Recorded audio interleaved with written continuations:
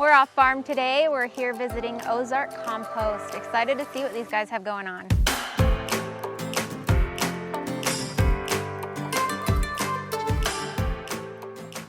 Yeah, this is a worm farm. They collect compostables from the community, mostly food waste, and then they run it through their process, turn it into worm food, feed the worms, and then out drops worm castings, which is rich in microbiology and can then be added into our compost back on the farm at Tuckaway, which creates healthier soils and healthier food.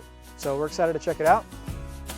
This is Ricky from Ozark Compost, and he's gonna walk us through the first stage of the process, which is filling these food waste bins. Yeah, so Ozark Compost, primary mission here in Northwest Arkansas is diverting food waste from landfills.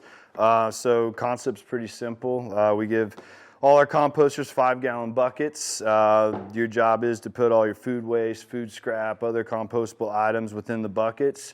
Everything's done at your doorstep, so we come to your doorstep on your designated pickup day. We grab the dirty bucket, we leave you with the clean bucket, and then from there we start to process the food waste. Let's take a quick look inside. Let's see, we got some kale, dinner roll, potato. Popcorns, yeah, pretty standard. Now, is this a compostable plastic? Let's see. That is not. This would be something we'd actually pull out. Okay. In the when we start dumping, we got process a lot of the bad stuff out that doesn't compost. From here, we'll start taking it to the first phase of the process, where we're going to do what we call kind of a hot compost on it. All right, I have Dustin here with me. We're down the hill a little ways. We just looked at the buckets of food, and this is the next step essentially. Yeah, so once we collect all of our food waste through OCS in our buckets, we bring it down and we pre-compost it into piles where we put approximately 3,000 pounds of food waste in every pile. And we put about the same mix of carbon, which we use wood chips and leaves.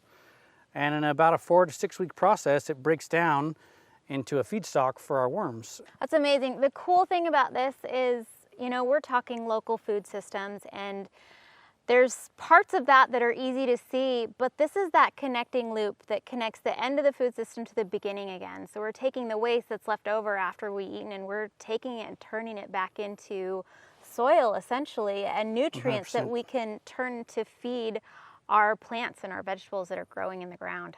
All right, so this pile is approximately a week old. It's got about 3,000 pounds of food waste in it. It's mixed in roughly 50% food waste and 50% wood chips with an addition of leaves. And what we're really trying to do is get the initial breakdown of all of our food waste. And that requires heating these piles up. The mass contributes to that, and then the microbiology that actually consumes this food waste is actually what's bringing the temperature up. So we try to keep the pile between 131 and 160. And the reason for that is below 131, we're not killing pathogens. Above that, we're creating a microbiology that's not going to be beneficial to your garden. Okay. So we try to keep it in that range. And that also expedites the food breaking down and allows us to process this stuff in about 6 weeks. Sweet. And so right now we're at 155. I think Ricky's going to take the top off of this and just show the steam. All right, cool.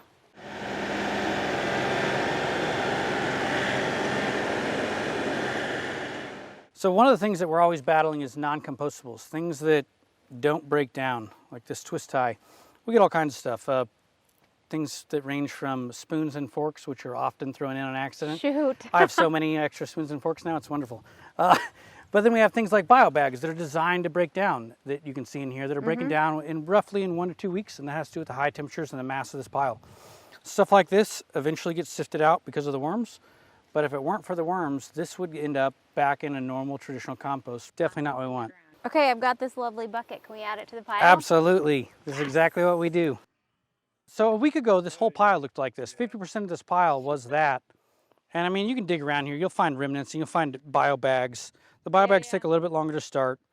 But for the most part, in about a week and in 2 weeks for sure, everything in here is pretty much gone. So once our piles sit for about a week independently, we do that to monitor the temperature, make sure we get it turned enough, and then we move it over to our main windrow. And then we work up from one end to the most processed end, the oldest end, and then we scoop from there and we sift it down and feed it to our worms. And that's basically how that cycle goes. And in 6 weeks, enough of the food waste is broken down. It doesn't have a strong smell of decaying organic material. And biggest benefit is the worms can process it more easily. So that's why we do the way we do it. So now after we got it all pre-composted, now we got to get it down to a small enough size for the worms to start consuming. Okay. So yeah, we'll start taking all this, and then we run everything through a 1/4-inch sifter, and it's gonna knock all the really good stuff off for the worms. So yeah, it'll be ready to feed our worms here really shortly.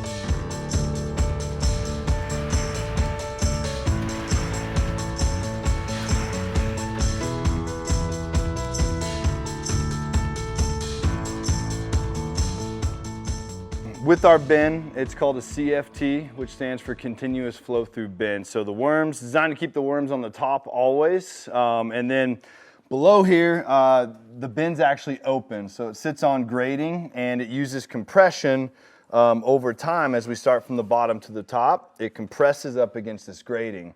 And what happens is we have a mechanical blade that runs the bottom here, and it disrupts about the first 2 to 4 inches of the bin.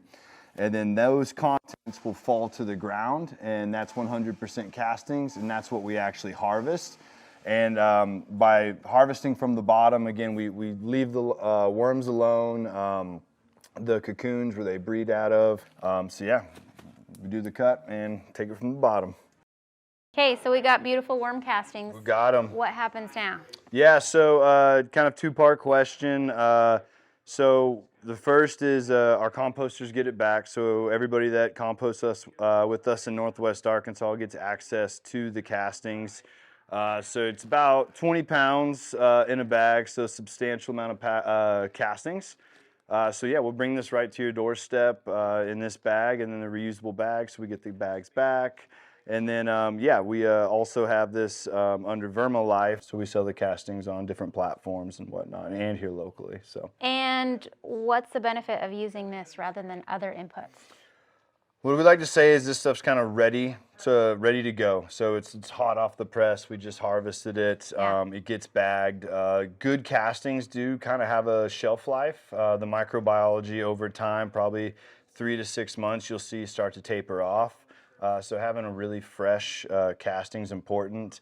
Along with that is because we do the pre-composting process, we already have a ton of microbiology in the feedstock. So there's even more microbiology added to the castings on the end product. So.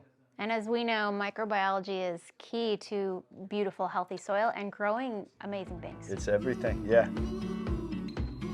Well, that's a wrap. That was awesome. It was really cool. Yeah, we walked through the whole process today. Hopefully you found it interesting. You can actually find their stuff on Amazon. Yeah, so Vermilife is the name of the company they sell through. You can buy the worms, and you can buy castings online if you want to start your own little worm farm at home. And totally boost the microbes in your soil. Yeah, awesome. So, happy composting. Hope you have a great week, and we'll catch you soon.